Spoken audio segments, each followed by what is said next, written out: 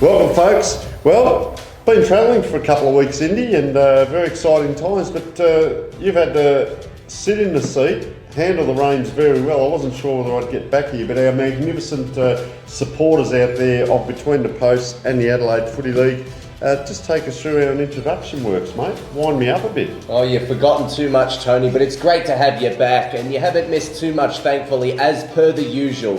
Phil Herden will be giving his summary of all of the men's and women's results from the weekend. Tommy Javor will be going in depth about the Division 1 results, the most popular, of course. Division specialist coverage this week for Division 2 as well as Division 5. We also have our Coach of the Week, which just so happens to be from Division 5, but plenty of other awards galore this weekend. It was a very generous and sharing weekend of footy, Tony. It was. We've got some great goals and marks, as we mentioned on the Stinger previously for those that saw it. Goals and marks, we've got so many coming in now that we thought we'd put an extended amount of highlights in. We've also got what's happening around the league.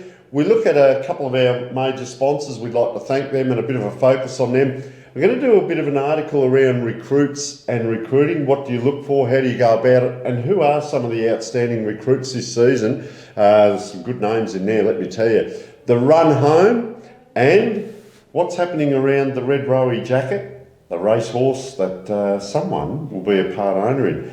Tell me very quickly, Indy, what game did you go and see on the weekend? On the weekend, I went to Park 9 with Tim Pillion to commentate a game between Prince Alfred and Broadview. And, well, for the first 5 to 10 minutes, it looked like it was going to be an exciting upset. They were 20 points up, Broadview, but everything was all Prince Alfred from there. I'll tell you what, we'll have a look at them in that run home, because the other one I went to was Brighton versus Goodwood Saints, and I commentated that with Nathan Woods. Saw some really exciting marks. There's a guy out there that's a very good high jumper but can actually leap and take a mark. You just put him out there and let him go. And the other thing I will mention, very well coached Brighton on the weekend by Brett Backwell. We talk about caring for your players and helping the young blokes, and he was seen up and down the boundary line, putting his arms around players, guiding players and helping, as well as doing the coaching. Didn't get over animated. And I will mention something about the grounds as well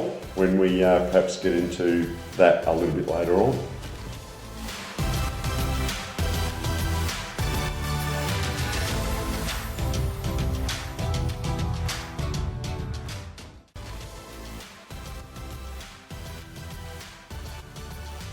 Welcome to the Division 1 wrap with Tommy Javor and Jimmy Davis behind the camera. And it is round 12, 2/3 of the way through the season. And I'm not going to lie, I've been asked, how on earth do you know so much about all 5 games and you're able to decipher all the stats? I said, well, look, Mum, it's pretty simple. I've got access to Dartfish Analytics and we're out there recording every game and we are loving it.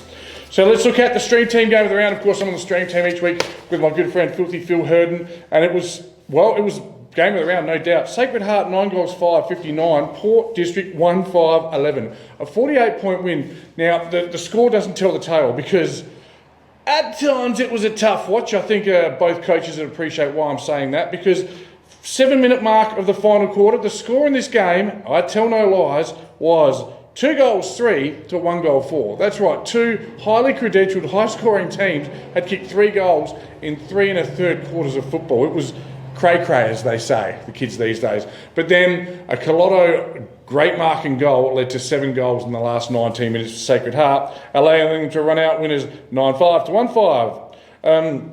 The man we're going to look at in focus, it's a different name this week, but one of the 5 tall timbers of Sacred Heart who were dominant. It's Bradley Noble, the ruckman. Now, whilst he only had 13 touches, very effective touches, he had 31 hit-outs, took 5 marks, kicked a beautiful goal, and he hit every single statistical department. He had clearances, tackles, spoils, smothers, and the last goal of the game just punctuated what was a tremendous game. He was able to curtail, and let's talk about that Port midfield. They were unbelievable with the Gaffneys, Niskahus, Gray and all that. He actually got first palm to the ball and was able to guide it to McRae, McDermott, and his midfielders. A fantastic effort from Bradley Noble.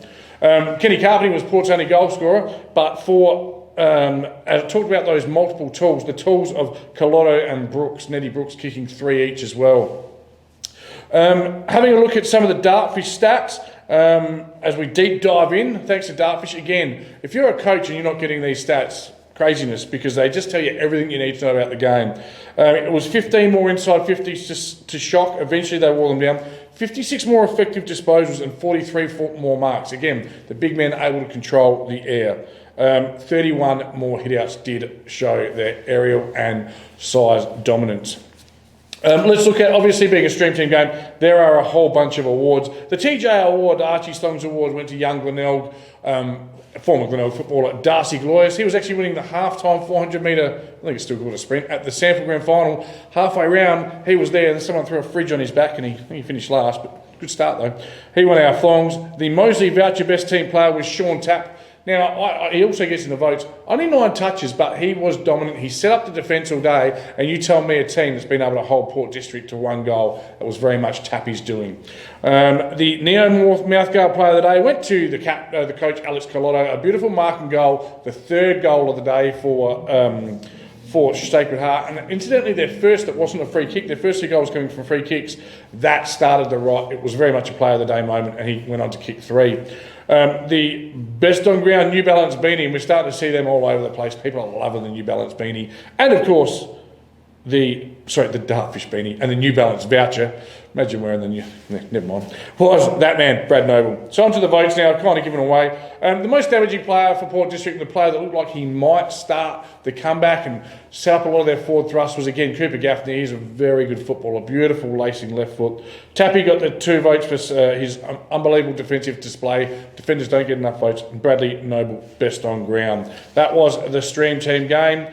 I talked about before the game, the conversation. Shock have been in the conversation, grand final conversations. Will they stay in the dialogue? They've announced themselves. I saw them for myself the first time on the weekend. They are a very, very good unit. And with their tools, come September, they could be hard to stop. All right, on to our next game here. Again, I love my Sunday morning. Get up, study the stats, get all the notes organised. Takes a while, but it allows me to bring you some of these great results. Next one, Teacher Gully and St. Peter's at Pertaringa. Was Gully's 15-13-103, Spock 11-10-76. Good 27-point win there. Our player in focus is number 10 from Teacher Gully, Ryan Spittle. Okay, he had 25 touches, 5 tackles and 2 goals. A great game, the most effective midfielder on the day. Some of the goal kickers, quite a few guys kicking 4. For the Gullies, it was Luke Brown again, starting to look very dangerous as a forward, isn't he? And Brady Latham both with 4, whilst for Spock, Brett Russell bobbed up again with another 4 goals. On to the match stats now. Teacher Gully, 47 more effective disposals, 28 more uncontested marks. Again, able to control the air, 12 less turnovers. One of the areas Spock have had issues with is the turnover game this year. Most weeks when we look at the turnovers, they do concede more turnovers. And again, Blake Tickets Penny led the way in the rucks, 36 more hitouts, giving that on-ball brigade, which is so handy, Showmaker, Spittle, McKay, first usage. On to the votes now for the Roll the Dice Player of the Year. Ooh. Okay, it was Luke Brown, Teacher Gully, 1 vote. The Adonis, Johnny Vrotis, played an outstanding game for St. Peter's. They argued a lot. Will he get the 3 votes of the 2? Got the 2 in the end. And Ryan Spittle, best on ground. Good win for Gullies, cements their spot in the 5. Next up, we'll look at the Juggernaut coming off the draw to 8th place. Goodwood last week. You knew they'd bounce back. And they bounced back after kicking 2 goals 15 this week. I think Petty had him out for some goal kicking practice because it was PAC 21 goals 6 132. Broadview 10-8-68. The player in footage is for the 3rd time this year, Cam Wildman. I think it's his first best on ground though.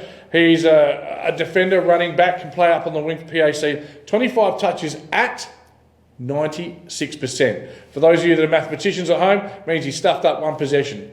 The other 24 were elite. He took 8 marks and kicked a sausage as well. He'd love to finish with a nice goal. A wonderful best on ground display from the Wild Man.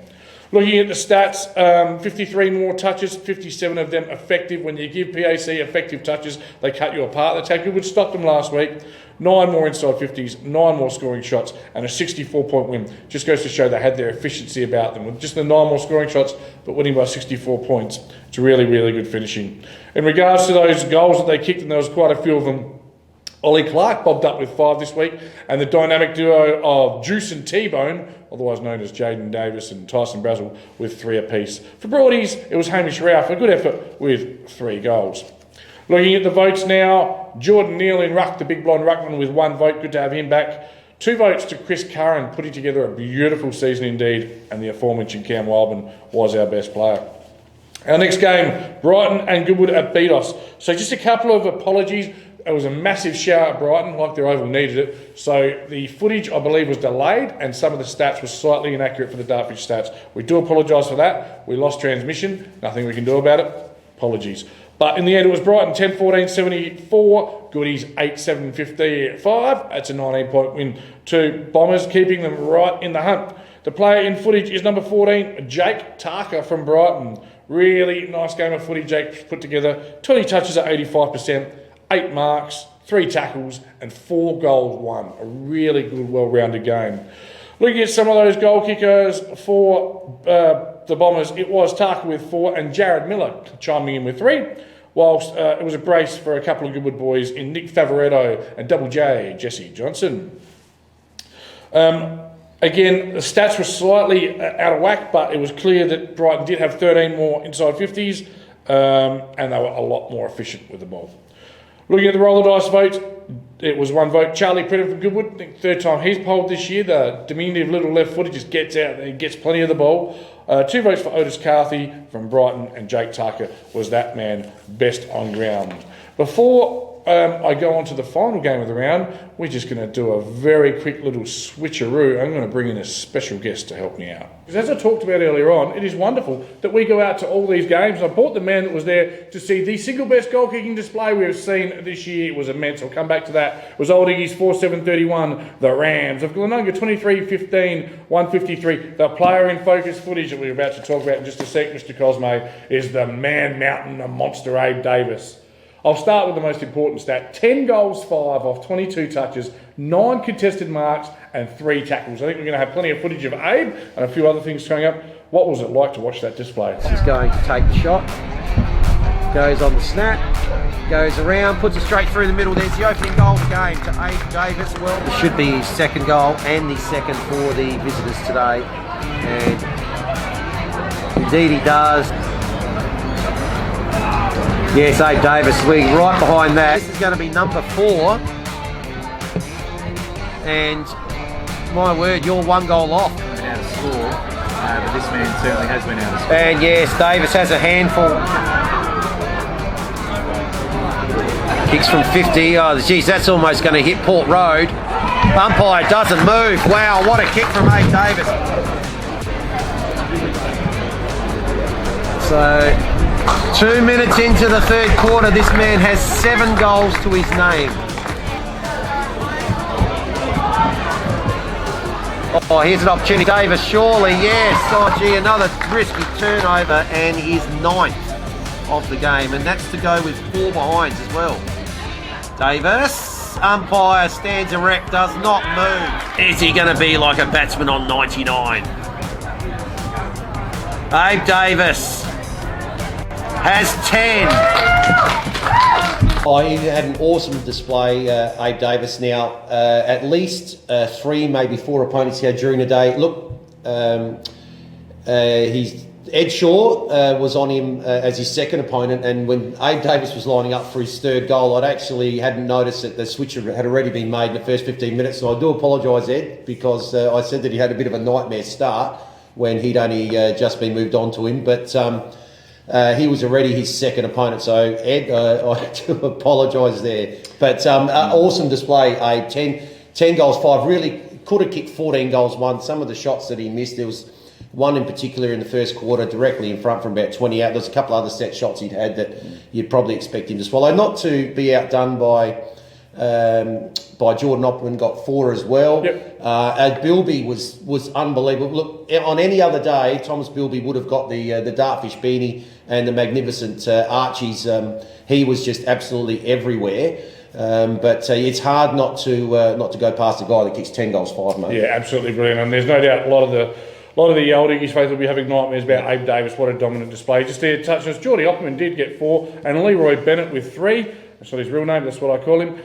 You've mentioned Bilby as well. Left footer strong in and under. Let's have a quick look. He is a ball. Yeah. Very rare we see Glenunga have so many touches. They had 361, 101 more effective, 28 more inside 50s, 27 more scoring shots, 28 more clearances. It was a huge display, mate. Take us through the roll of the dice votes, please. You've given them, haven't you? Yes. Adam and I, the votes. Look, Wonky was absolutely dominant. There's 4 Wonkies. Was it the cockroach? Nick Wonky and Ruck absolutely dominated all day. So many times yesterday, he actually just grabbed the ball out the ruck and was able then to feed it out, most of the time to Bilby. Yep. But 1 vote for him, 2 to Bilby. As we said, he brought his own football yesterday. And as we said, a guy that kicks 10 goals, 5, was pleasantly surprised, I think, still from Adam, when Adam did get him the gifts for being BOG. He probably thought that Tom maybe might have been a bit unlucky there too. So that was the game yesterday. 20-goal win to... You kick 10, you're best on ground. You kick 12, you're definitely best on ground. I'm still salty from 10 years ago. The other final comment on the game, Vince, I talked about percentage being crucial, and they've delivered with a 122-point win. It takes their percentage to 68.61, which is now really important. 1.77% above Shock, who are their 1 place ahead of, and 8% ahead of Port, which is almost as good as a game with 6 games to go. Yeah. So a really crucial win there. All right, mate, stay with us because we're going to go through the rest of the stuff. Now, the Roll the Dice Player of the Year, I wasn't going to announce these anymore, but we are going to do leaderboards. The last 4 rounds won't be shown, just to keep that little element of surprise. Looking at the top of Abe Davis now on top with 14 votes, outstanding. Chris Curran with his 2 votes moves to 11. Sam Gray, Alex Colotto, Blake Penny all on 10, and Hayden Jolly on 9 are the leaders, all having very good seasons. Well, we've actually I've called the last 2 games for Glenunga, and he's got 6 votes. Abe Davis. So, he might be sharing the horse with you. I could see you two riding, shirtless on the horse around Glenunga. There's a visual for you, Vinny. All right. There. Hey, let's have a look at the ladder now, and we'll just fly through it really quickly. We won't go Andrew Gage style. PAC strong on top. Glenunga with the game clear and that percentage that we've talked about ahead of Shock and Port. Tea Tree Gully 6 and 6 and 5% ahead of Brighton. Their game this week will be absolutely huge. It might decide the top 5. Let's have a look at this week's games, mate. I'll give them to you and give us your tip. I've got a tip as well. First one is Sacred Heart and Old Iggy's. Sacred Heart there should continue on, especially at home. Yeah, if you hadn't have tipped Sacred Heart, I would have had to put a thermometer and not in your mouth. I would have tested the temperature there because they are a good unit. Yeah. Port and Prince Alfred is the harder to pick than a broken nose. I've done Port Districts quite a few times this year. They got off to a bit of a slow start, but they have got on a good run since that time, except for obviously this weekend. Prince Alfred, we did a couple of weeks ago at Tea Tree Gully. They were awesome. Yep. They were awesome, and I can't tip against them. It's hard not to look back to round sort of 3 where Shock beat Port by 48 points, or 48, and they came out and they beat PSC. The same thing's happened. They've lost by 8 goals to Sacred Heart. I think Prince Alfred for mine this time around, though. Yep. They won't be able to shock them. Broadies and Brighton. This one's a close one. It's 6th versus 7th. This is like it could be a knockout final almost. Yeah, well, I'm there. This weekend, I've got the Broadies game, so really, really looking forward to a degree. I don't think you're going to tip because you reckon they're going to win every one flag for the next 12 years. I'm actually thinking I might need to go out there with an armour suit after I've thrown them under the bus as well, Broadview. But I did talk them up. I spoke to a couple of people there after, and they said, no, we're really happy that you're talking us up. But we'll see how they go. I think they should beat Brighton at home. It's a game where 5th spot's up for grabs, and they've got a reasonable run home. So this will be one they would. It's one of those 8-point games. I think they'll get over the line. Toss of a coin job. I'll take Broadies. I think they've got Tea Tree Gully coming up after that. So big fortnight for the Tigers. Goodwood and Tea Tree Gully. Now it's at Goodwood, so you suggest to be heavy and condensed. So can Goodwood find a way? Well, if they bring their form in their last home game, they most certainly can. But they're been in this transition phase now, and they're looking to probably to get some more game time into this guy. I don't think they're out of the race yet. In terms, there's 4 teams that are probably vying for that 5th spot, and whoever gets it, it's going to be such a valuable experience to play in that elimination final, and who knows, maybe another game after that or two. But I think I'd probably look Teachery Gully. They bounced back with that good win. They struggled a bit at Glenunga last week. They were really good for a half, and then sort of fell away a little bit. I think they're probably a little bit stronger, and it probably means a bit more for them. They're the incumbent at the moment, and they'll be looking to probably stay there. And this is one they probably again would pencil in to try and keep that or increase that gap to maintain that fifth position. Teacher Gully at their lowest point struggled to score with Luke Brown down now there. They've got a solid avenue, and they're getting repeat stoppages in the forward lines. Gully's for mine. And last one, well, the traditional roles, they don't like each other. St. Peter's and Glenunga. Glenunga for mine will win comfortably. Very quick, this is Glenunga for mine too. As I said, we've done them the last 2 weeks, so who can stop Abe Davis, I'm not sure. Yeah, and he's our player of the year at the moment. This has been Tommy Javor, joined by Vince Comino, one of my co-commentators doing Division 1 games every week. We'll be back with the final third, the last trimester of the season coming up starting next week.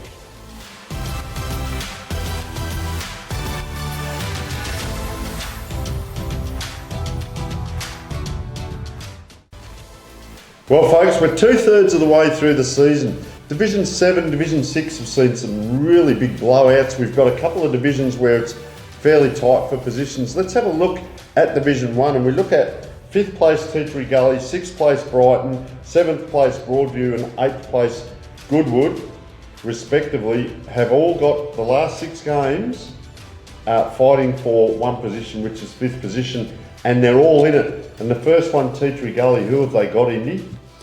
Yeah, well, there's quite a few to get through for Teachery, of course. They are the highest on the ladder out of those 4 teams at the moment, but Goodwood this week at Goodwood will determine quite a bit. Broadview the week after that, so 2 teams in the hunt, of course. At home as well. Port District at Largs Bay. That's a long trip, particularly from Teachery Gully. Sacred Heart after that, back at Teachery Gully, and then they get to face the Brighton Bombers at home this time. That'll be a rematch of a very exciting encounter from early in the year. But they conclude the season in round 18 with Prince Alfred at Park 9. Doesn't get any easier than that. I think you're saying that too there, Indy, because that round 18 for all teams, that could well determine. We've seen it before with the positions on the ladder. You've only got to finish in the 5 and then you start again on the final. So, interesting run home. We're not going to predict where a team may end, but these are the 4 teams, and as we say, these are the games they've got to play. So Brighton, they play away against Broadview this week, so that'll be interesting. Then they've got Port District at home. They've got Sacred Heart, who are going very well. Sacred Heart, so that's an away game. They've got Prince Alfred in round 16, so that's probably the big hard game, but that's at Brighton. So will that be maybe a leveller? They've then got Teachery Gully away, and then they finish at home, lucky for them, round 18 against Old Ignatians, with all due respect to Old Iggy. So that could be the one that perhaps pushes Brighton, but they need a couple of wins to get into that position to give them an opportunity, don't they? So they're 6 on the ladder with 10 points, and Teachery Gully only 1 game ahead. 7th position Broadview, they're only 1 game behind Brighton. Who have they got? Yeah, 1 game at a bit of percentage, to be fair. I reckon that result against Prince Alfred, not ideal for the ladder, but they'll face Brighton at Broadview, so that's a fair trip, of course, between the 2 teams. They go to Teachery Gully after that to play them, so 2 really ladder-shaping matches in the next fortnight for them. Glenunga after that, admittedly at Broadview, but I think we commentated a game between those 2 earlier in the year and obviously just struggled to keep up, so they'll have to do their homework for that one. St. Peter's might be slightly more manageable, although that will be at St. Peter's, of course. Old Iggy's, they go to Carroll-Rolton, so 2 back-to-back away trips in a row for them, although Carroll-Rolton's a lovely oval, to be fair. They finished the season with the Goodwood Saints, so whether that'll be the 2 teams fighting for that last 5th spot by that time, we have no idea. But how are Goodwood going, and what does their run home look like? Well, we'll have a look at that, but just looking through those 4, I mean, that's a pretty handy draw for Broadview with all due respect to the teams that they're playing, if they can push and really push hard for a finals position. So then we look at Goodwood, who are never out of the equation. We saw that on Saturday against Brighton, the 3/4 time talk was all around from the opposition coach about Goodwood won't give up. You've got to respect them, and they know how to win big games. So they've got this week Tea Tree Gully at home. They've got Glenunga away, which is going to be difficult, round 14, but you never know. If you want to shape the fight, this is what you do. You go win big games, you set yourself. They've got St. Peter's at home. They've got Old Iggy's away. Then they've got a tough one there with Port District, but that's at home. So once again, it's a level. I used to have 2 rules as a coach: never lose 2 in a row and never lose at home. So you've got to set yourself up, make it a fortress. And then in round 18, once again, it's a big shaping one. They've got Broadview, and that's away. So there's a lot of games in there that are really going to determine who wants it hard enough. I'd be digging deep now. I'd be making sure training's on the mark. We'd be doing scenario training. We'd be working through our patterns. Under fatigue, you go back to your core traits if you've trained for those core traits. So you need to really be pushing your match-saving stuff, whether it's spreading wide, whether it's get it in quick, whatever your moves are, practice them now and have a couple of alternatives, plan A, B, C, who's going to run through the midfield, who are your swingmen, and really work that out. And I hope the depth is good, because you're going to rely on your depth as well. So that is the run home for Division 1. Exciting times in the last 6 rounds of the season.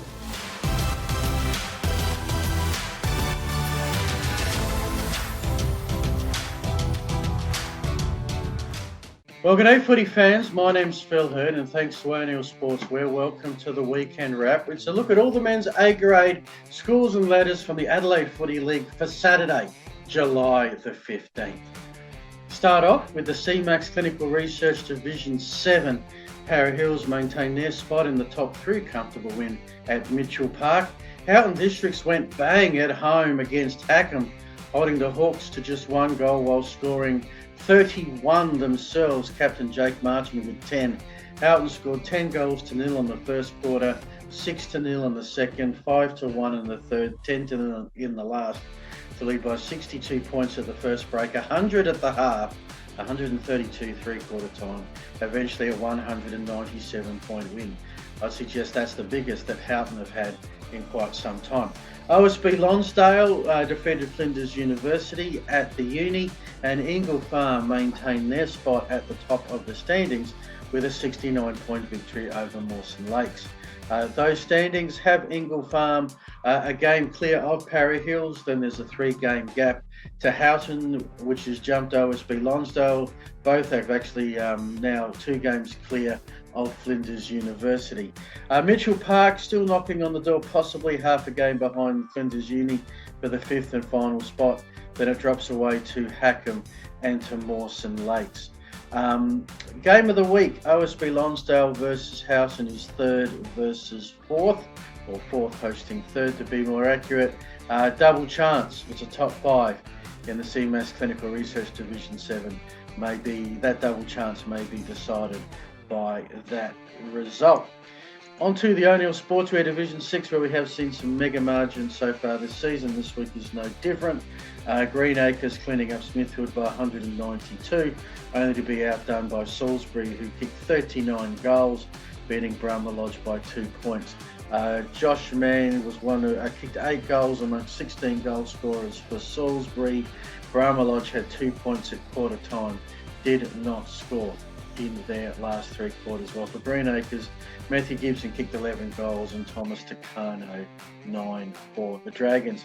In some closer results, Fitzroy beat Century United by 33 points, Marion over Rosewater by 81, and Adelaide Lutheran over St Paul's Old Scholars by 49. So the ladder in the O'Neill Sportswear Division 6 sees Marion still half a game ahead of Green Acres, a game ahead of Fitzroy, a game ahead of Salisbury. 2.5 game back to Century United, battling with Adelaide Lutheran, getting there by percentage in the 5. Rosewater just a game behind, and then it'll drop to St Paul's, Smithfield and Brahma Lodge. Hard to see Smithfield or Brahma Lodge getting out of the relegation zone, even with 6 games to go.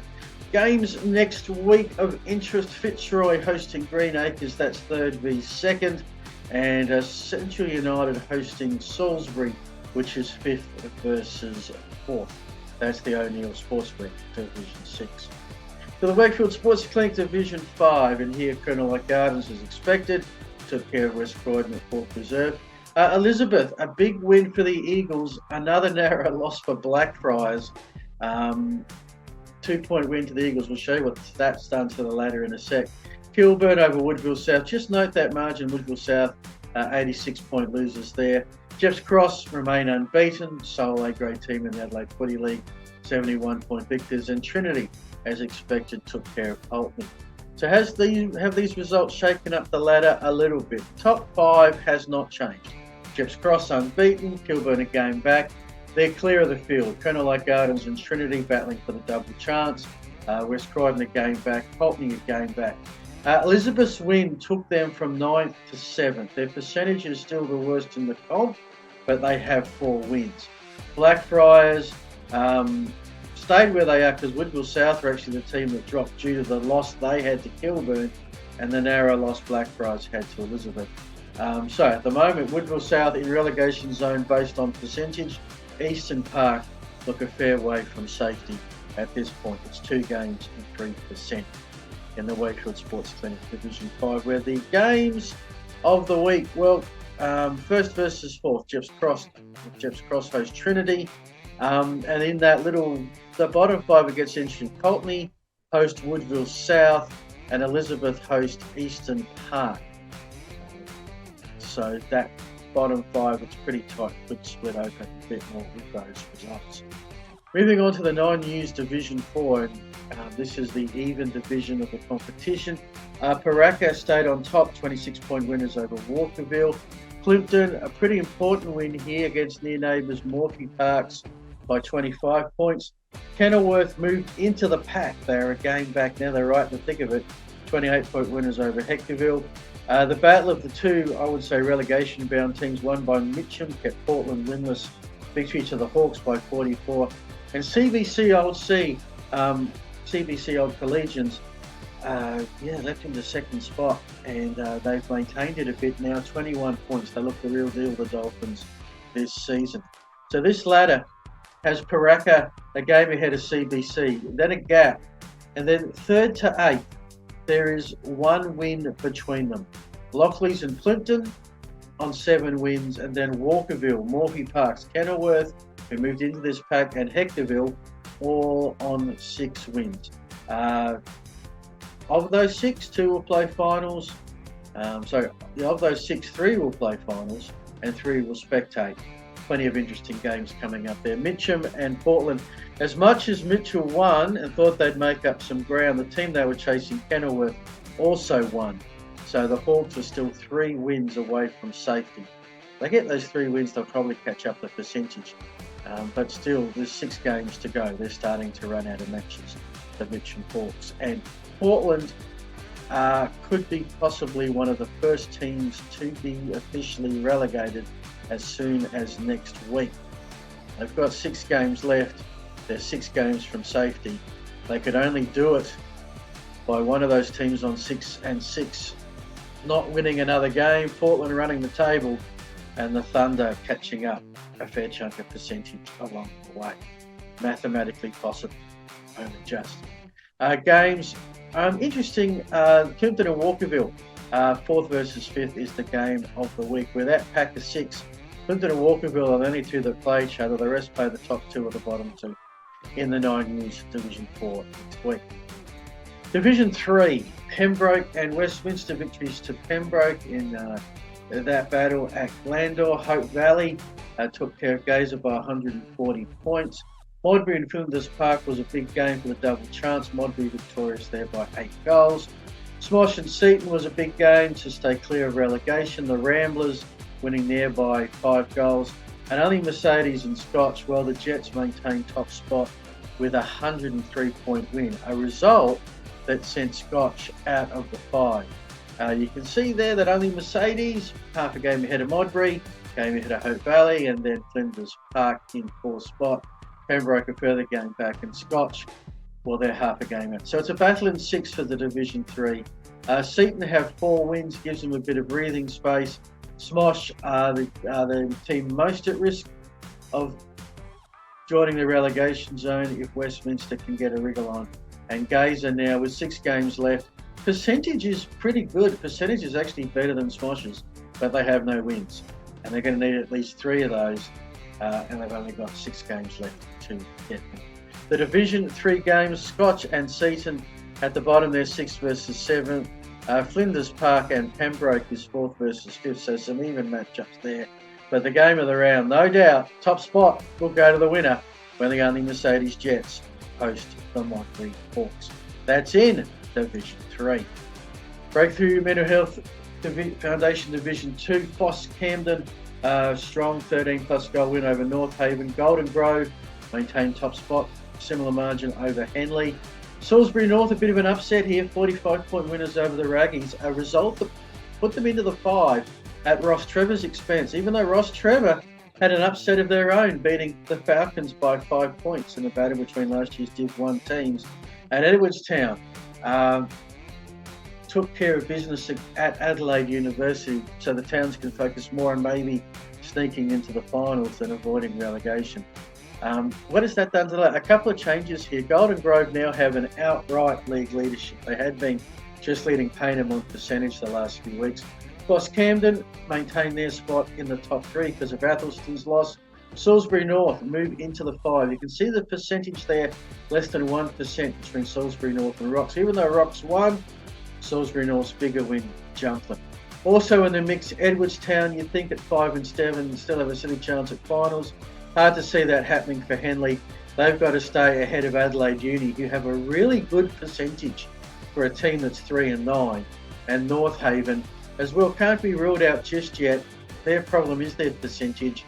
In reality, they're probably 3 wins back of Henley in safety with 6 games to go. No really match stands out. It's the top 5 playing the bottom 5 this week in this division, but Edwardstown 7th and Astle hosting Athelston 4th is the closest, which is 2 wins between them. On to Division 1, and some fascinating results here. As expected, Glenunga took care of Old Ignatians by 122 points. Sacred Heart and Port District, we were streaming this one. Started the final quarter, sorry. It was 2 goals to 1. We had 1 behind scored in the second quarter in totality and 1 goal scored in the third quarter. Who would break first? It was Sacred Heart. They kicked 7 goals to 0 in the final quarter to emerge 48 points winners and take third spot. Tea Tree Gully, a much needed win for them. St. Peter's, maybe a lost opportunity there, 27-point losers at Pertaringa. As expected, Prince Alfred, look at the accuracy there, 21 goals, 6 took care of Broadview by 64 points. And in a match that had a fair bit of consequence in terms of who's fighting for finals, who's fighting for relegation, Brighton at home defeated the Goodwood Saints by 19 points. The ladder in Division 1 after round 12 was 6 to go. Prince Alfred still a half-game lead over Glenunga. Then a game back to Sacred Heart, who jumped into third at Port District's expense. They're there on percentage as Sacred Heart. 3-game gap to another pack. Tea Tree Gully stays in with a win. Brighton with their win jumps into 6th. A win and 5% behind the Gullies. Broadview dropped to 7th. Goodwood Saints are at 8 and they're a game and a half out of relegation. St. Peter's with a win could have made things real interesting, but they didn't against the Gullies. Getting harder for them each week now, and Old Ignatians, hard to see them winning another game, let alone getting out of relegation. So the games next week across Division 1, Sacred Heart playing Old Ignatians. Port District and Prince Alfred is the stream game up at Largs. Broadview and Brighton is huge, 6 versus 7, to see who can catch Tea Tree Gully. Goodwood Saints, probably last shot at the pub for them if they want to play finals. They host Tea Tree Gully. A win there would interestingly bring them just a game and a half back in that situation. In the last match, St. Peter's and Glenunga, that's at Cater Oval, but expect Glenunga to win big there. So that's all the games results and upcoming matches. What have we got for Phil's Team of the Week? A couple of honourable mentions. Houghton's big win in Div 7 caught the eye. Elizabeth were the big movers with a narrow win over Blackfriars. Shock holding Port Districts, the premiers, to 1 goal is worthy of an honourable mention, as is Salisbury North defeating Athelston. But the Team of the Week, And it's a little bit of a one step forward, one step back. They had a big upset win, but only narrowly, and got overtaken and dropped out of the 5. But for winning against second place Payneham Norwood Union, I'm giving Phil's team of the week to Ross Trevor of the week. Alrighty, that's a wrap on the weekend wrap. Thanks to O'Neill Sportswear for their support. Thanks to you for watching. We'll be back same time next week. Until then, I'm Phil Hurden saying I hope you enjoy your footy.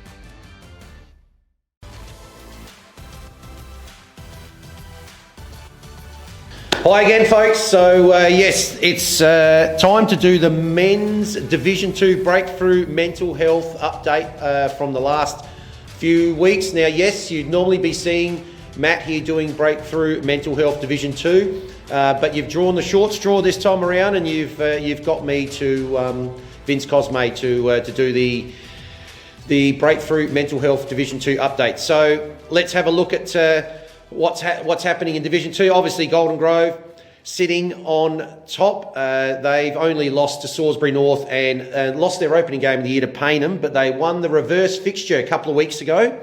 Payneham have given up equal top spot after their loss to Ross Trevor this past weekend. So those two teams leading in Division 2 at the moment.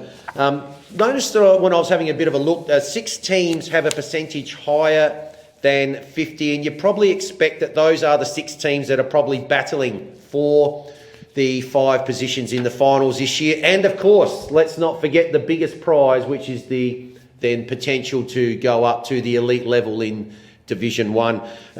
In 7th place, Edwardstown, they got a pretty healthy percentage being 7th at 48 with a 5-7 record. But having a look at their run home, they actually got to play all top 5 sides in their remaining 6 fixtures. So they may struggle to make the 5 or have some impact on that 5th position. So the other thing I've sort of noticed is this league is quite low scoring. Golden Grove, the only team that's actually kicked over 1,000 points. They got to 1,009 after last weekend's result. And interestingly enough, the team right below them, Payneham, actually has the 7th highest ranked offence in points scored. But they're getting the job done, Payneham, and still in 2nd spot. Some of the leading goal kickers to date in Division 2, Declan Grant from Foss leading on 33 goals. And he's 3 ahead of Stepich, who's from Athelston with 30 goals, and then a couple of guys on 27, Liam Davis from Payneham and Jake Johansson from Salisbury North. They're the leading contenders for the Division 2 leading goal kicker. Looking at some of the more consistent and the better players around, Tom Wagner from Payneham, 9 times from his 12 efforts he's been named in the best players, along with Domenico Costanzo from Salisbury North, James Butterworth from Ross Trevor, and Stefan Jankowitz from Adelaide Uni have all been named in the best players 9 times. Jankowitz from Adelaide Uni, he has only played the 10 games though, so very, very consistent form from him. Let's do a little bit as well of what's happening in the Magoos and the C grade, just to give everyone an update for Division 2 as well. In the Division 2 reserves, Golden Grove are equal top, so they're very, very strong in terms of their depth. They're with equal top with Henley on 11 wins and just the 1 loss. And both those sides are clearly ahead of Foss, Camden and Salisbury in the Div 2 reserves, who are on 8 and 4. Unfortunately, North Haven struggling in the A grade, also struggling in the B grade, are in last position. So Brad Morris, one of the better players in the B grade, the Div 2 reserves from Golden Grove, been named in the best players 8 times, and Joel Horskins from Golden Grove leads the league there with 31 goals. So let's move on to Division C2. So Henley performing well in the reserves, equal top, but also performing well in the Division C2. They're leading the ladder at 11 and 1, followed closely by Athelston and Rocks at 10-2. Adelaide Uni are at 9 and 3. They look like the teams that might be fighting out the C grade Division 2 Premiership this year. Christian Elliott from Athelston has 43 goals, well ahead of the next best, who's on 25. 5 players have been named in the best 7 times, and that includes one notable, Ricky O'Loughlin from Salisbury North. So for Div 2, that's your wrap for this last couple of weeks. And hopefully you'll get rid of my scone and you'll get Matt back in about 3 weeks' time to give you the lead into the finals in the Breakthrough Mental Health Division 2.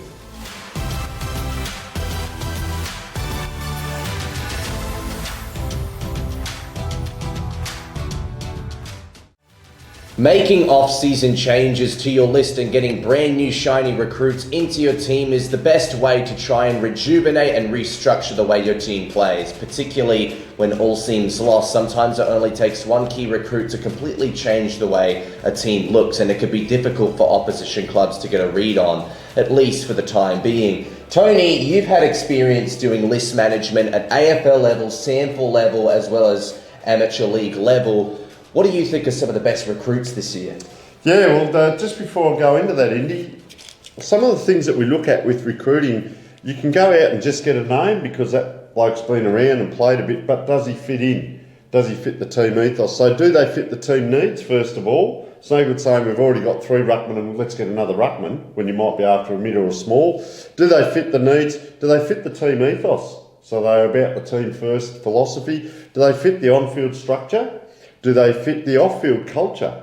And mentoring leadership, because we'll talk about players such as our first one, Abe Davis, who I've seen myself personally in the rooms post-game, and we've seen at breaks talking and helping the other players. So let's go into Abe Davis, number 10 for Glenunga.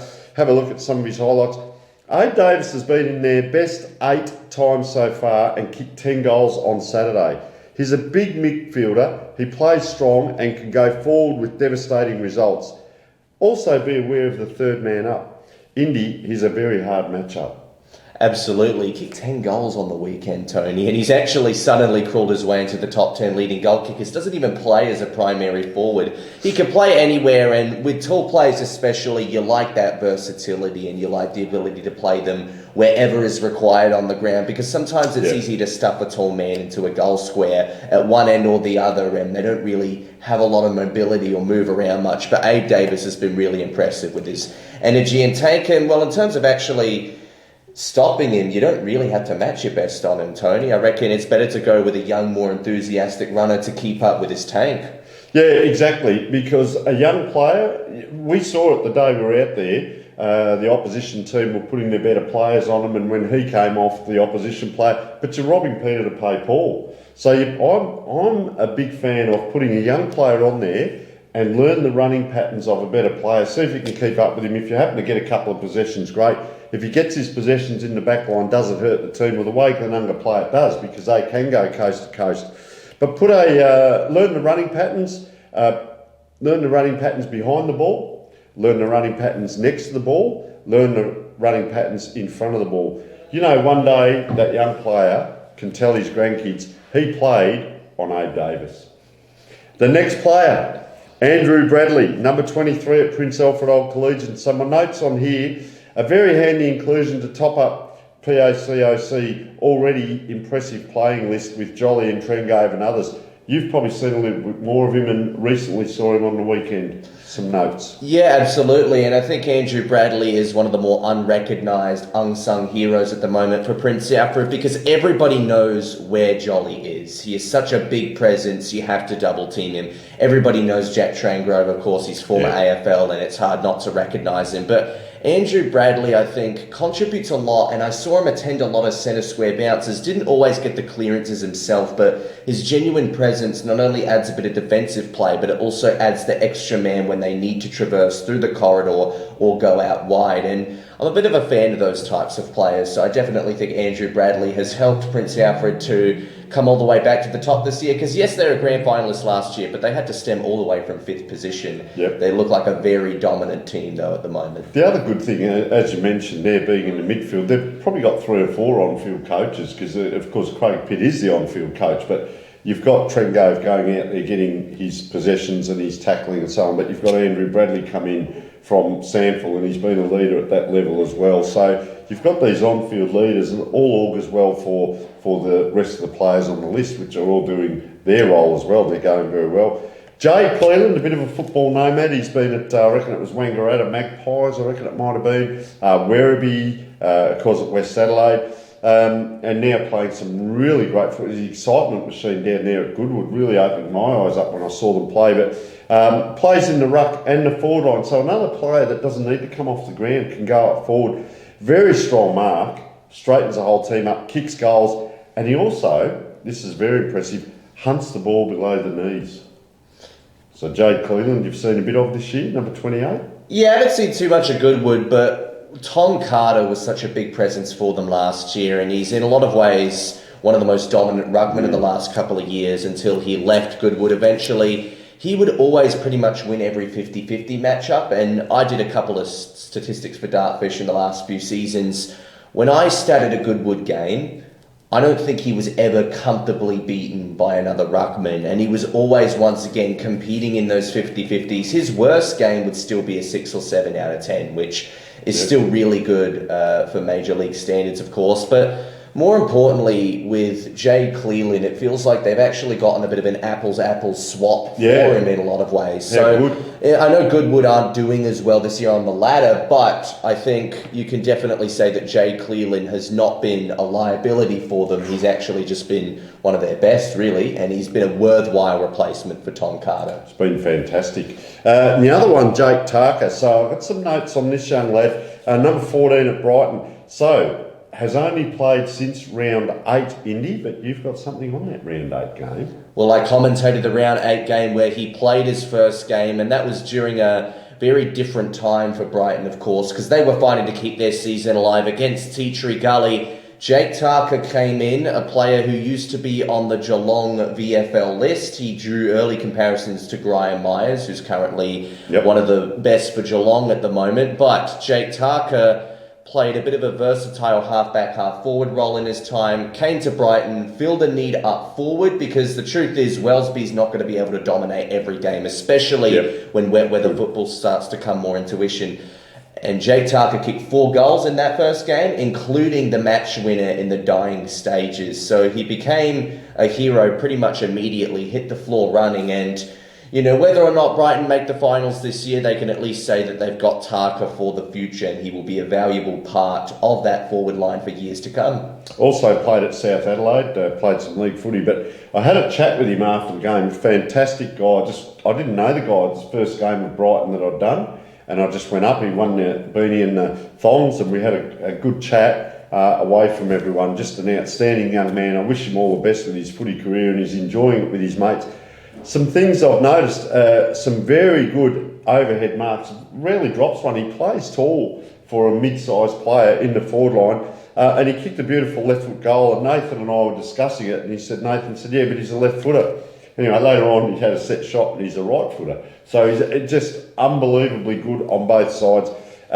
Kicked 4 goals. The other thing that I really liked, he got back into defence, got back in the defensive 50. Jake Tarker, great running patterns, a real focal point for the team, competes and wins 50-50 contests, which is very important, and finishes with goals for the team. What I will say for the other teams, beware the uneducated at your own peril. Do your homework or suffer the consequences. This is Division 1.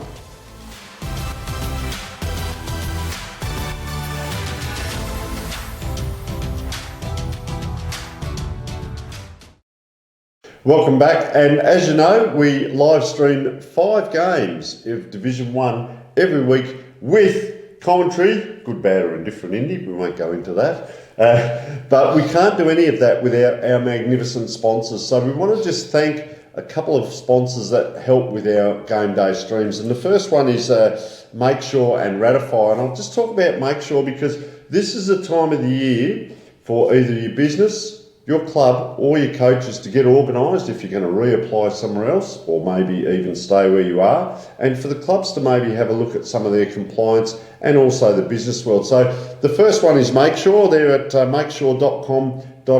Well worth going into the website and having a good look around, because 2023, a lot of stuff is going online. It's the way to go.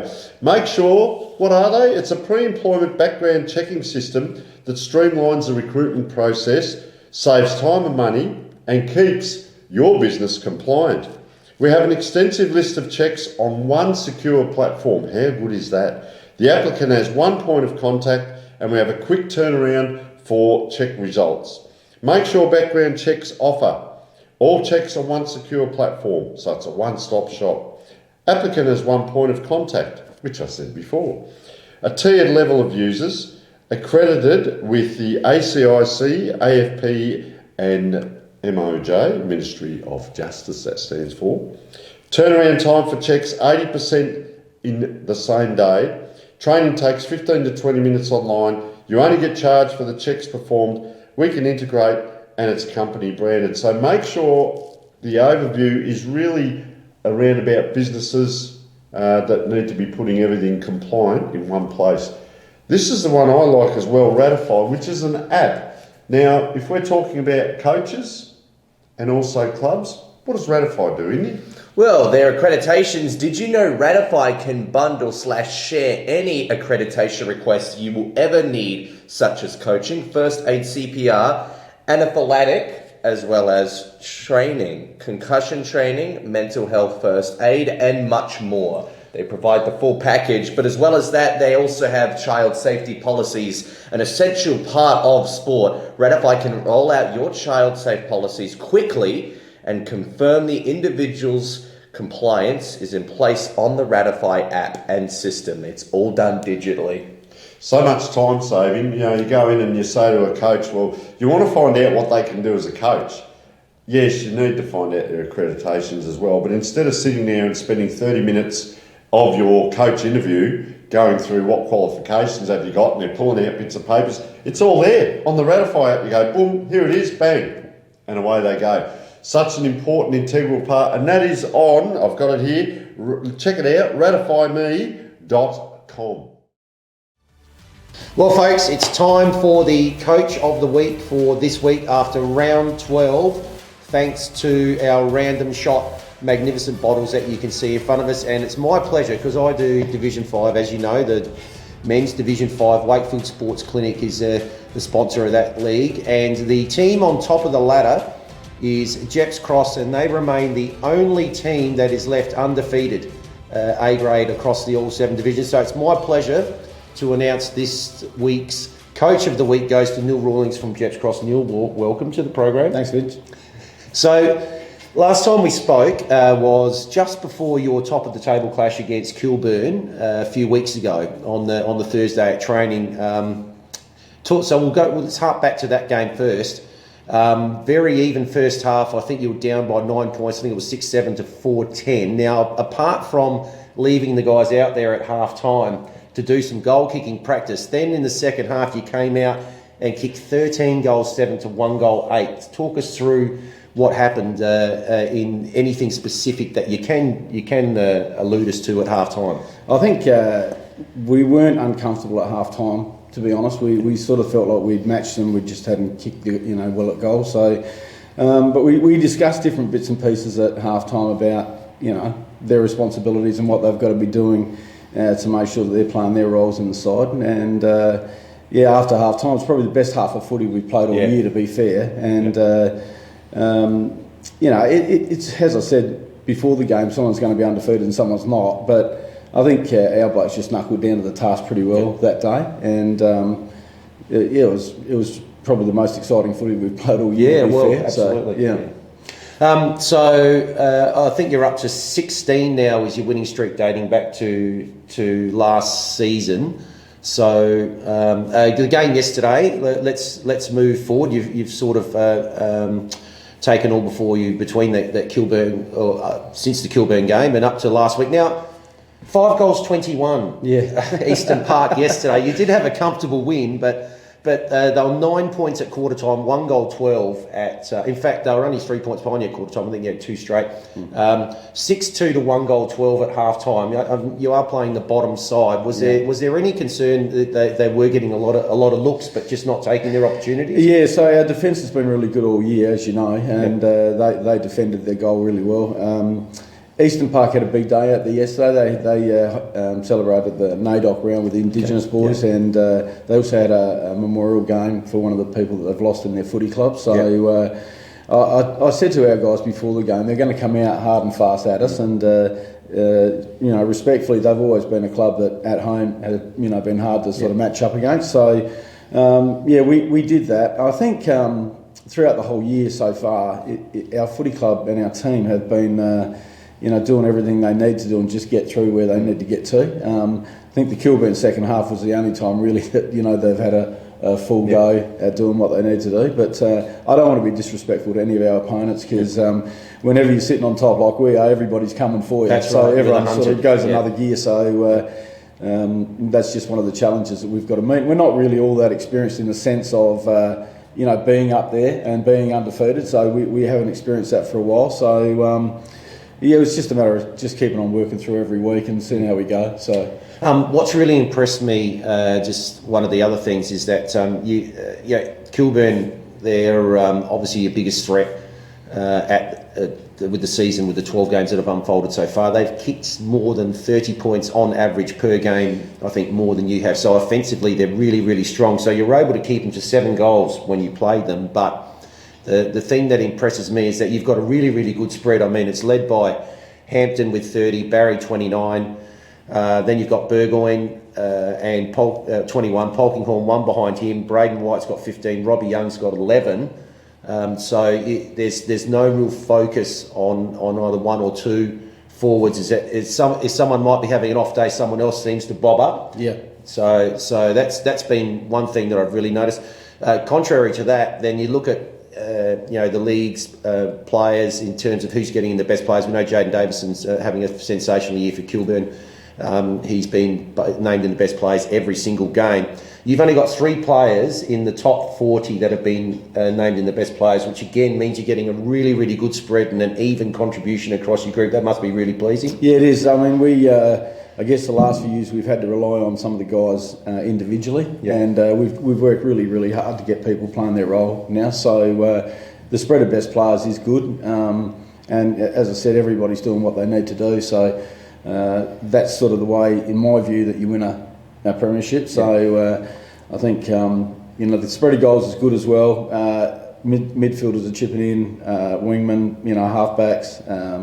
As you said, Keys having good days and bad days. So we're pretty happy all round with all that, really, to be honest with you. So it's going pretty well. And the side's been pretty settled? We've made a few changes. We've probably about 4 or 5 weeks ago, we were making 4 or 5 changes a week. A lot of that relates to injury and availability, of course, but this week I think we'll only make 1 change. Shane Faulkner will go out and Don Barry will come back in. So we're obviously in the run home to the finals. We're trying to settle it down as much as we can, so that the group knows who's who and what's what. So we're reasonably comfortable with that as well. But we've got a very good reserve side as well that are on top. That's given us great depth at our footy club, and that's really handy to have. Obviously, it's a great position to be in. Obviously, someone goes out, next soldier comes in, just plays their role. Looking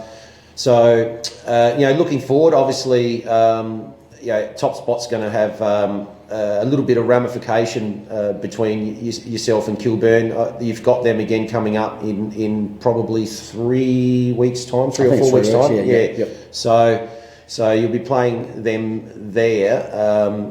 Do you see there's going to be a big difference between maybe getting that week off leading into the first week of the finals, or having that home qualifying final maybe if you do drop a game? Yeah, I think probably getting that first week off is beneficial, to be honest. I think that you get the opportunity to manage players better throughout that process. So I think that's important.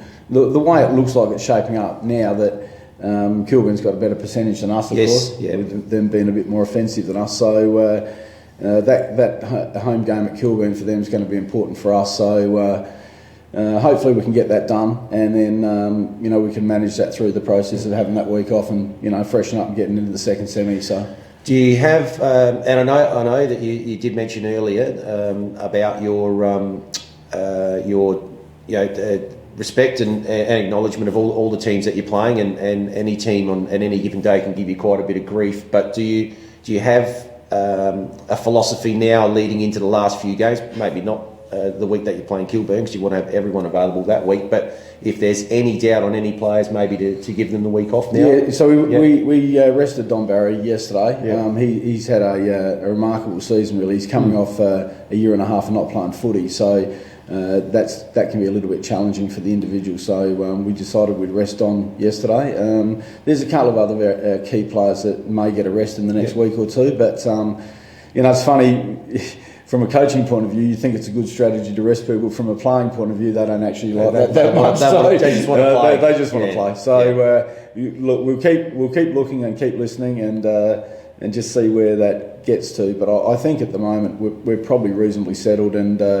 Just about full, so that's a good thing. Good spot to be in with the last few games leading into the finals. Good luck, obviously, for the rest of the season. Good luck in the finals as well, and potentially a position in Division 4 next year awaits. So congratulations, obviously, to you and the club, what they've done last year. As we mentioned, the last undefeated team that remains in all the 7 divisions. So all the best, and hopefully we might be speaking again a bit later in the year. Yeah, that'd be lovely, mate. Thanks very much. Worries. Appreciate it. And that's our Coach of the Week, folks, so we'll be back shortly.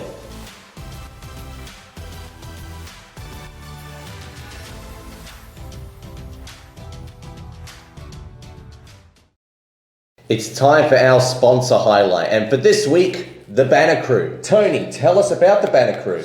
Well, stand out from the crowd with all things banners, including run-throughs. Indy, we might get you one. How many shows have you done? You've probably done 150 to 200. So we can get you a run-through. So they can make the run-throughs and you can reuse it over and over. We can also look at milestone games and presentation banners, amongst a lot of other things. Check them out. Jason Goods will look after you down there at Banner Crew. We thank you so much.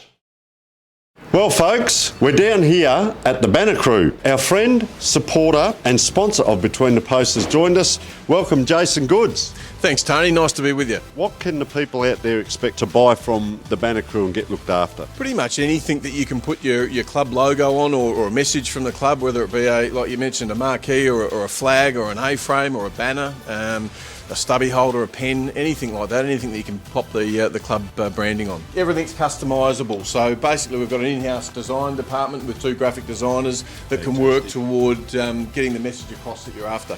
We're down here at 318 to 326 St Vincent Street, Port Adelaide. Jason, thank you so much for your support.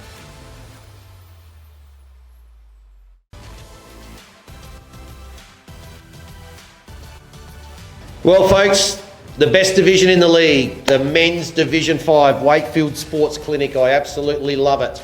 And look, even better this week because I had the pleasure of interviewing Neil Rawlings from Jeps Cross, the last team that is undefeated in all 7 A-grade divisions. So fantastic. Thanks, Neil, for your time, and really enjoyed our chat. No doubt we will do that again later in the season. So since I spoke with you 3 weeks ago, I think it might have been, let's talk about what's happened in Wakefield's Sports Clinic Division 5 since that time. Well, we had quite an interesting phenomenon is one word to mention it. So in round 10 and round 11, the same 5 teams actually won. So, and of course the same 5 teams actually lost. So it was interesting that just the dynamic of how the draw was. We had 5 winners in round 10, and those 5 winners were pitted against different opponents who had lost in round 10, and they actually then, those same 5 teams won again in round 11, which was quite interesting. What that did lead us to then at that time was we had some really good winning and losing runs at that time. I mean, Jeps Cross we talked about, I mean, it's 16 games now, it was 15. West Croydon had opened up a 5-game winning streak. Now, West Croydon obviously on a bit of a drive in the last month. Hopefully they've topped up, must have done some work with their list and getting some players to bring them up, because they were actually at the foot of the table after quite a few rounds. So well done to West Croydon. They obviously addressed that. Won 5 in a row. Did get beaten last weekend by Colonel Light Gardens, but still remain in 5th spot. Kilburn obviously won 4 in a row since they had, 5 in a row now, I should say, because I'm talking after round 11. They had won 4 in a row, now 5 in a row. Pulteney had won 3 in a row, and Colonel Light Gardens won 2 in a row. At that time, Eastern Park, looking on the other side of the ledger, well, Eastern Park had lost 9 at that time, now lost 10 in a row after their defeat last weekend to the top side. Mind you, kicking 5 goals, 21, Eastern Park. I think I know what they'll be doing at practice Tuesday and Thursday this week. But an important day it was for them, that they had their NAIDOC day, and also a very important other events happening at the ground, and they performed admirably. 0 goals 9 and 1 goal 12 at half time really killed them. I think 3 goals 18 potentially at 3/4 time it was as well. But plenty of opportunity, just not able to finish off there. And as we spoke about that with Neil earlier, I mean, the top side 6 goals 2 to 1 goal 12. So there was just a little bit of concern with the 13 scoring shots to 8 at half time. But Elizabeth had been on a 5-game losing streak. Of course, they won last weekend, Elizabeth. They did the double on Blackfriars. And that has extended Blackfriars' losing streak from 4 last week to 5 now. And so they are dropping out of contention. It was interesting, we talked about last time a lot of the potential that there was, probably 4 sides that had broken away a little bit. Woodville South, Blackfriars, Pulteney, even Elizabeth at that time, and even with their win last weekend, Elizabeth and West Croydon, who had then sort of they'd been the one team out of that bracket who'd broken away from potentially being able to shore up 5th spot, but also, on a bad run, potentially maybe falling into the relegation zone. So with those winning and losing runs we just talked about, there's been a little bit of a split in Div 5, and so that has opened it up a little bit more with the last third of the season still to come. Some of the leading goal kickers, Corey Solly up to 38 after he bagged another 6 on the weekend for Kilburn. Beaten by 7 from Michael Howson at Kilburn. They are scoring at will, Kilburn, at the moment. Graham Hampton on 30, Domenico Barilla for Trinity on 30, Robert Kovacic from Eastern Park on 30, and Dom Barry, who missed last weekend's game, sitting on 29. Some of the best players in Division 5, Jaden Davison, 12 out of 12. Jaden very well from a 5 and 6 year old when he was playing juniors at Gazer Football Club. Daniel Mason, Scott Galbraith, Morgan Sumner, Dylan Gaylard and Cameron Matters, and Sterling Phipps Parsons, all on 9 best on grounds. Interestingly enough, Sterling Phipps Parsons from Colonel Light Gardens has only played the 10, so he's gone 9 from 10, so obviously performing very well as well. Thought this time around we'd have a quick look at what's happening in the Magoos, and also in the Dew Kickers at 10:15 as well. So in the reserves, Colonel Light Gardens and Trinity had a draw 3 weeks ago, which was interesting, doesn't happen very often. Very interesting that the top 4 sides, Jeps Cross are 11-1, Kilburn are 11-1, Colonel Light Gardens 9, obviously the draw, and 2 losses, Trinity 7, the draw again, and 4 losses occupy the same top 4 spots in the same order as they do in the A grade. Paul McInerney for Colonel Light Gardens had 68, kicked another 5 last weekend, which the 68 was exactly what he kicked last year. So he's now exceeded that. The almost double the next best, Jesse Winnan, a player that I played with at Pulteney, has 40 goals and is the only player to have kicked more than half of the 73 that McInerney has so far. Let's go down to the 10-15 starters. So in C5, Colonel Light Gardens and Jeps Cross, again, very, very strong right through their club. They occupy the top 2 spots in C5. Woodville South, third, and they've kicked more than 250 points than the next best team, which is the top team, Colonel Light Gardens, but yet have the third best percentage. Aaron Slater has been named in the best players from Elizabeth, has been named in the best players 8 times. Now, considering they've had 3 forfeits, Elizabeth, he's actually gone 8 from 8. So performing very well. Goal kickers in C5, Cameron Lane from Adelaide Uni has 36 goals. Peter Wolford from Jeps Cross has 32 goals. And then we talked about the scoring power of Woodville South. Would you believe the next 4 leading goal kickers in C5 are Woodville South players? Brett Haynes, Harrison Phillips, Stephen Green and Scott Norman. And for those that may be interested, Peter Malinauskas has played 2 games in C5 for 2 goals, and he's had once that he's been in the best players. Well, folks, the next time I speak to you will be around about round 15, I reckon. There'll be 3 games to go, and the fight for not only potentially top spot, but also the rest of the mix, and very much keeping an eye on 5th spot will be up for grabs. So look forward to it then. The most magnificent division, the Men's Division 5 Wakefield Sports Clinics. We'll see you then.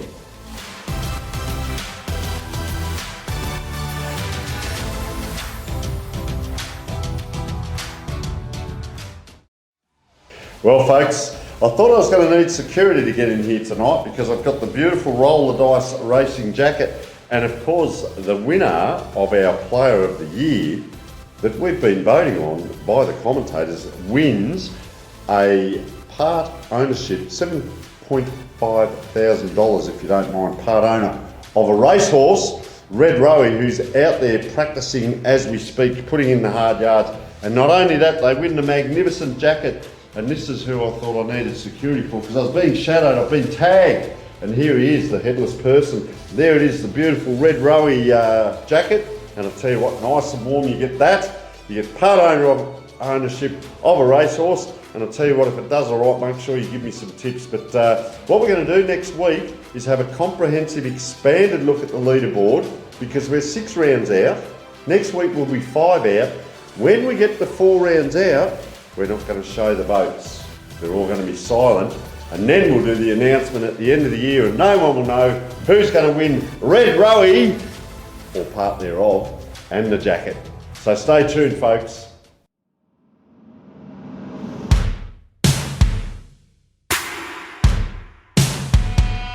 And Crone takes the lead in the Gilmore. Crone draws clean out from Mizzy. It's a Queensland victory. And a big payday for his owners, winning the English Millennium in a romp. But Ayrton the class, and Ayrton won the Victoria Handicap. But Mahuda goes all the way. Where again, Mahuda?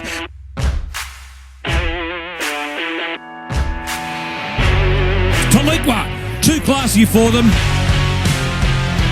The Blue Star flashing, beats the ball. A Blue Star gets up the win. But it's all Globe, 100 metres to go. It's 6 lengths in front. This is an outstanding performance again. And Globe eased down, won the King's Coronation Cup in a canter.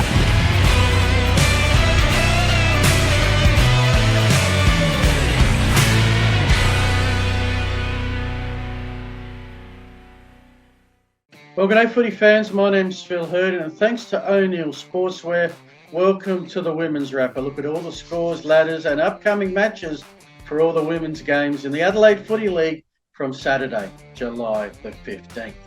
Let's start off, as always, in the Villiers Bakery Division 6, where Athelston shut out Mitchell Park. Goodwood Saints got a rare win, 26 points over Ingle Farm, and Marion entrenched their finals hopes with a 28-point win, eliminating Flinders Park pretty much from finals contention. And in the close one, and what a game this was, Golden Grove, the Kookaburras, defeating Tea Tree Gully by just the 4 points at Pertaringa Oval, which does shake up the ladder in the Villiers Bakery Division 6. Tea Tree Gully go from first to third. Athelston rise to first, Marion to second, Golden Grove pretty much lock in that final spurt. 2-game gap on Flinders Park with the massive percentage with 3 games to go. It would take a miracle for Flinders Park to make the finals at Golden Grove's expense. Now, good to see that the Goody Saints have got win number 2 on the board, and then it drops away to Ingle Farm and Mitchell Park. The games this week, Ingle Farm host Golden Grove, a chance for the Kookaburras to lock in that finals berth. Athelston and Marion, well, that's the top 2 at Max Amber Sportsfield. That'll be a cracking game. And there'll be another women's game there also a little bit later. We'll share with you later on. 1:30 p.m. Saturday. This is at Glandore Reserve. Goodwood Saints hosting Mitchell Park. Mitchell Park's maybe last chance to get a win, although Goodwood Saints are on a winning streak of 1 at the moment. And Tea Tree Gully can try and make their way back up the ladder because one of Athelston or Marion is probably going to lose when they play Flinders Park at Pertaringa Oval. That's the Villiers Bakery Division 6. Powerade Division 5, no result from Elizabeth Loretto. I have a feeling in my bones that Elizabeth might have forfeited, but I don't have anything official, so won't put that up on the board at this point. Edwardstown did shut out North Haven to 37 points. Kilburn kept pesky Salisbury North at bay by just the 8 points, and Modbury took care of Woodville South by 9 points. What does all this mean on the ladder? Well, Loretto might be top if that was a forfeit. Woodville South obviously in the top 2. Modbury, which was battling for a final spot, is now right in the mix for maybe a double chance. North Haven in the 5 from Edwardstown. Kilburn, still a silly chance. Their percentage is probably going to hurt them if they're going to knock out one of the top 4. It's probably going to hurt Edwardstown as well, although they're only half a game back in the mix. Kilburn need to catch up 2 games. How do they do that? Well, they start off against who I think are the league leaders, Loretto, so good luck there. Elsewhere in a game venue to be decided, Edwardstown and Elizabeth, Woodville South and North Haven. Here's the game of the round. That's 4th versus 1st, maybe 4th versus 2nd, and Modbury and Salisbury North. You'd expect Modbury to win there and start to challenge the top 2 accordingly. That's the Powerade Division 5. Nearmouth Mouthguards Division 4. Here we do have an official forfeit. Green Acres forfeiting. Lockleys get the win. Eastern Park kept Fitzroy goalless, as Hectorville did to West Croydon. Mitcham did get a goal, but went down to Scotch of Collegians by 10 points.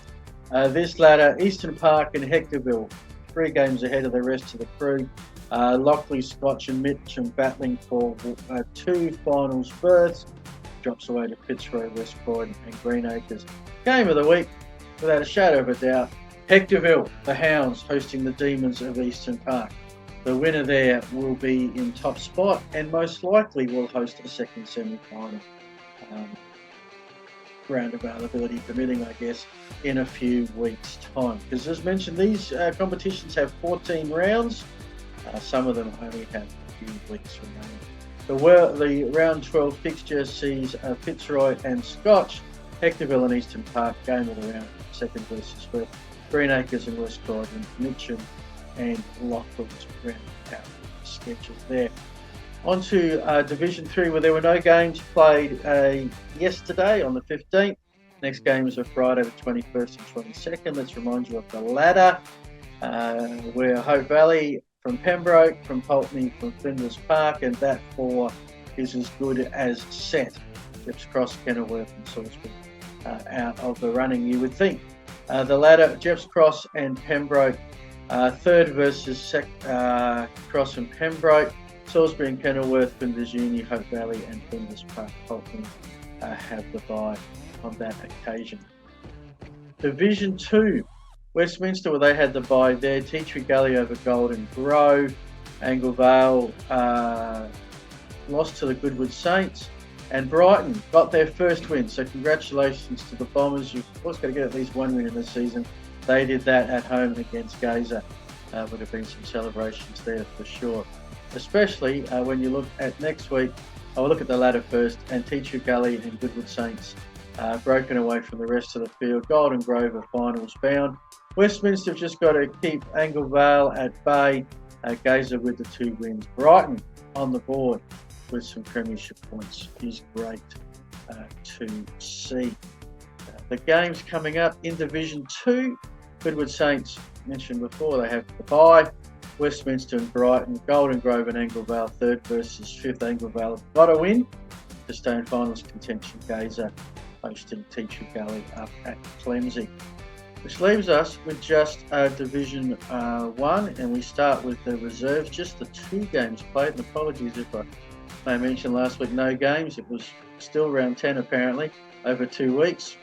Payneham beat Morphy Parks by 48 points to keep top spot in the reserves, and Happy Valley got another win. They replaced Smosh in the top 4 here. A bit askew because a couple of teams have played the extra game, Morphy Parks and Happy Valley, so they have the bye coming up this week with Payneham Uni 10-0, 90.89%.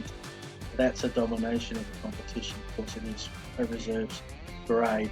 Morphyvale lead Broadview in the race for the double chance, but Morphy Parks have the bye. Broadview do play, could leap back into 2nd, and Happy Valley left over Smosh. Smosh could do likewise this weekend because Happy Valley have the bye. On to Division 1, and here just 2 games. Big win to Morphy Parks at Payneham by 61, and yes, the Vikings of Happy Valley have a win on the board, their first for the season, at home against Smosh West Lakes. Adelaide Uni, Broadview, Henley, Audit Nations had the weekend off. Hope you enjoyed it, one and all. The ladder, Broadview and Morphy Parks. Remembering Morphy Parks have played the extra game, so Payneham with a win this weekend could jump them back. Henley are in the 4, and I reckon that 4 is just about set now, unless Henley have an absolute collapse and either Smosh or Adelaide Uni get a wriggle on.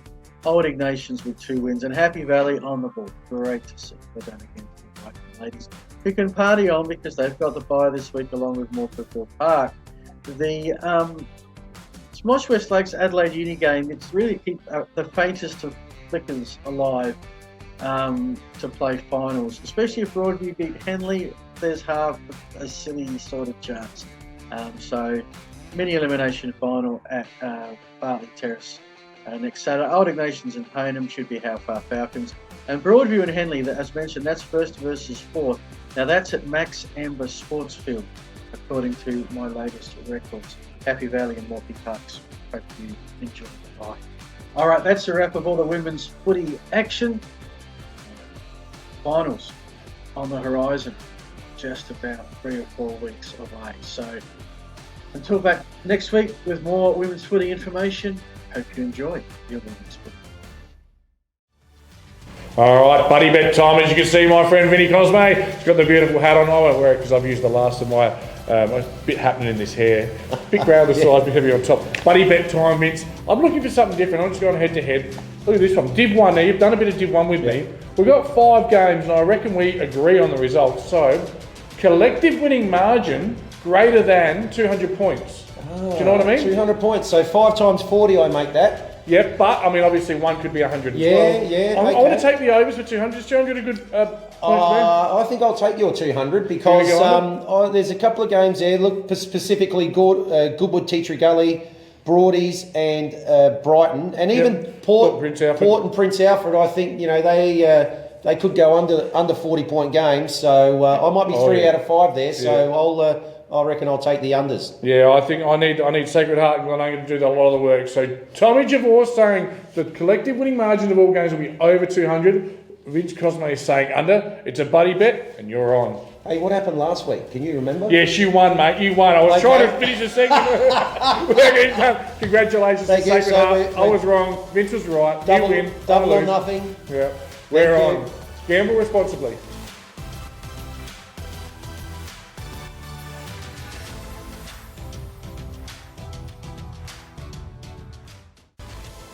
Well, folks, it's time for Around the League, and there wasn't any visit out to there was no Nine News visit last week, I should say. However, where are they going this week?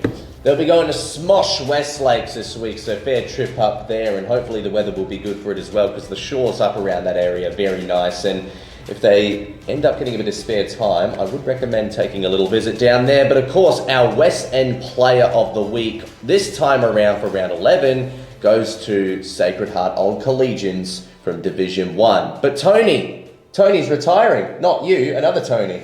Geez, India, I thought I knew I'd been away, but no, look, it's a great friend to all of us here at the Adelaide Footy League and a tireless worker. Tony Sullivan, very well known to everyone throughout the divisions, gets around to a lot of games, presents a lot of medals and all that sort of stuff, but he was fantastic. Tony's worked here for well over 10 years, a long time, I think it was 11. Fantastic, Tony. We thank you on behalf of all of us here at Dartfish Filming Footy and, of course, the Adelaide Footy League. Retired on Friday the 14th. Will be well missed, but I'm sure we'll see him around at a lot of the grounds still, getting out there and supporting local footy. So thank you so much to Tony Sullivan, and we've got a little bit of a video that was playing on socials to share with you.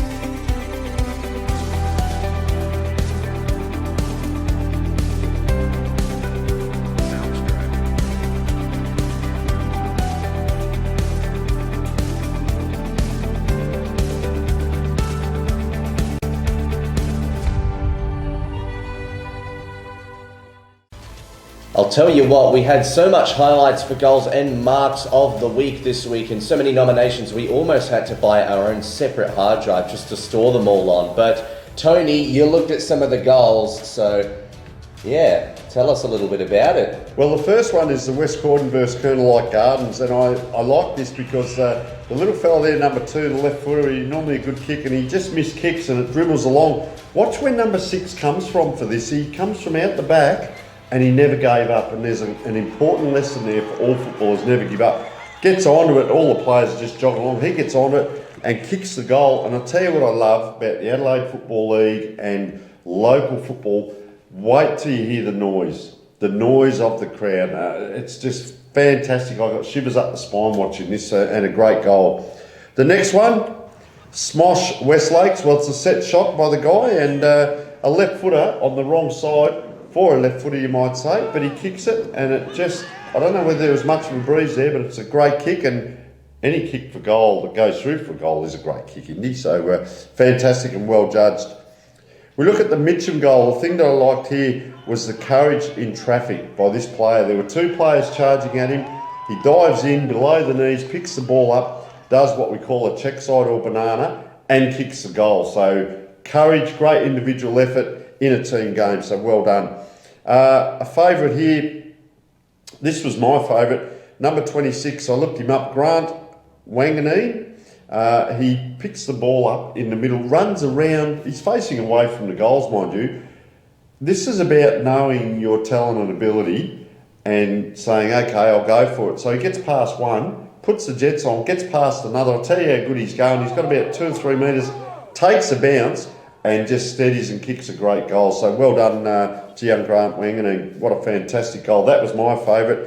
The next one at Houghton, well, I'll tell you what happens here. This has been all over social media. I'm actually going to go out, folks, with I've got a wheel that measures how many metres it is, because there's been a bit of conjecture here. If you look where the 50-metre line is, he's about 20 metres behind that. Yes, it bounces in the goal square. I'm saying it's probably around 71, 72 metres. Let me tell you, Caleb Maynard, all of the past players' days that he goes to in the future, anything that comes up back at the club, the older this player gets, the longer that kick will get. So that'll end up being 80, 85, maybe even 90 metres in time. So do you count the bounce, whatever. That Caleb Maynard was also a fantastic goal from out of the centre, on the sand almost, down there at Houghton. So well done to those players. Great highlights. the marks, Indy? What have we got? The marks pretty much on level this week in terms of quality, talent, and more importantly, quantity. We first take you to Division 6, Marion and Rosewater, a courageous and crunchy mark, if you will, although almost a little bit 50-50 there, I reckon, because they both had a good piece of it. Unfortunately, no matter which way it was paid, it was going to be a bit of a lose-lose situation for the umpire anyway, but credit to both players involved there as well. Only one of them paid the mark, but both of them on camera and acknowledged for their efforts. Also, we have Division 4 Lockleys and CBC Old Collegians. There was very good timing with that one. Player running back with the flight. You don't have time to brace yourself for impact, so put his body on the line. Thankfully, didn't suffer too much impact, but the intent and the overall quality of that timing with the leap was really good as well. You hear the oohs and ahs from the crowd when they know courage when they see it. Yes, and I think a lot of that would also be coming from the coaches and bench as well, which is good to see that the clubs themselves are getting involved with it. Of course, we also had in Division 2, Cadham and North Haven both competing against each other. There was a big mark in that game, a really nice climb, if you will. Not the biggest step ladder ever, but sometimes you just need to be able to get those knees working in right motion to get on top of someone's back, and that was really well done. But the top three for this week, Men's 4th Division, Portland and Mitcham Marks. This is my personal favourite. Big ride in that match. You could actually see he was already up there. By the time the camera panned towards him, he was already halfway through his jump. He was already getting hang time. Very Jeremy Howe-like in that regard. And we had two spectacular marks in Division 1 as well that were commentated, thankfully. You saw one yourself, Tony, at Brighton v Goodwood. Huge mark from Segal, and have to say it was definitely from the top shelf. They put him now on his left. That's a high kick. I kept saying about this. Oh, fair dinkum. Wowee! He took a couple of rippers, sorry to interrupt, a couple of rippers. I understand he was very high up in the high jump coming through. He could play at a high level very easily. I'll tell you what did happen over on the grandstand side. He went up for a grab. He was on top of someone's shoulders and almost took a chest mark, almost, because he dropped it. But what an excitement machine down there, and he's been in their best players. But continue on, Indy. Last but not least, and lucky to witness this firsthand on the weekend, Broadview and Prince Alfred Old Collegians. Tim and I saw it. It was on the far end of the ground, but we could already feel the gravity being sucked through. They have to expose that Broadview. They won't get many chances like that one. We don't see many things like that. It was a horizontal swiping leap, so only had time to get one leg up there, and that just shows there's a good variety this week for the marks. So congratulations to all involved. And who were the winners from last week, Tony, for goal and mark of the week? Well, last week's goal winner, Sam Cook from Athelston in Division 2. Well done, young man. Last week's mark winner, well, a little bit of conjecture here, but Fletcher. So we will find out exactly 100% the next time we commentate. We call him Wisman, but some people say Wiseman. So either way, he's a Wis or a Wise. He's a fantastic mark. So with all due respect, young man, he's from Glenunga in Division 1.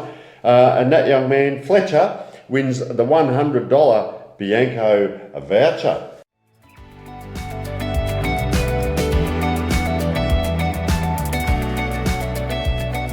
Remember that the top three nominations for goal and marks are all put up on the Adelaide Footy League Facebook page. Make sure that you keep up to date with the official page and vote for your favourite mark/goal using the respective emoji of your choice.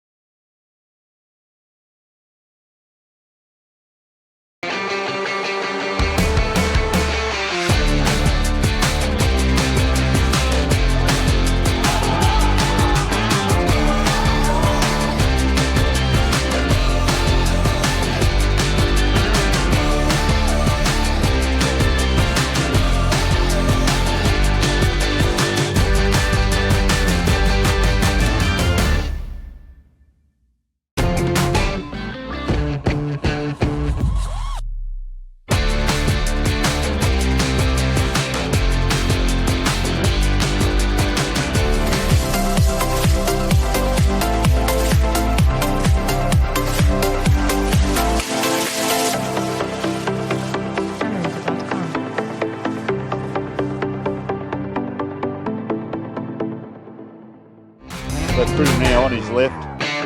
It's a high kick. I kept saying about this. Oh, fair dinkum.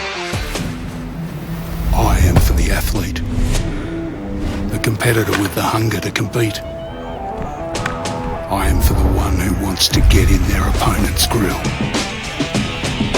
I am the one who brings you the science.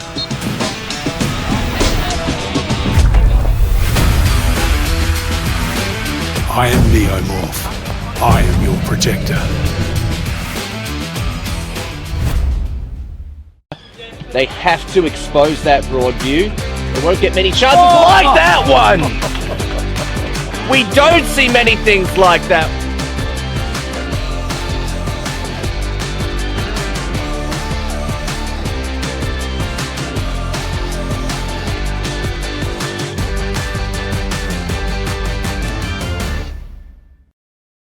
We've come to the end of another show. Thank you so much to all of you out there, the magnificent viewers, for watching Between the Posts. We'd also like to thank our sponsors, because without them we'd be nowhere, Indy. So fantastic, our sponsors. And also we'd like to thank our guests for coming into the studio and for our interviews. And just remember, you can always find us on social media, whether that be through the official Adelaide Footy League Facebook page, of course, the Filming Footy YouTube channel to watch all the live streams, and with the appropriate authority, accessibility to the Dartfish website as well for whatever needs you need to get from there, whether it be game footage or, more importantly, statistics. You can find us in many different places though.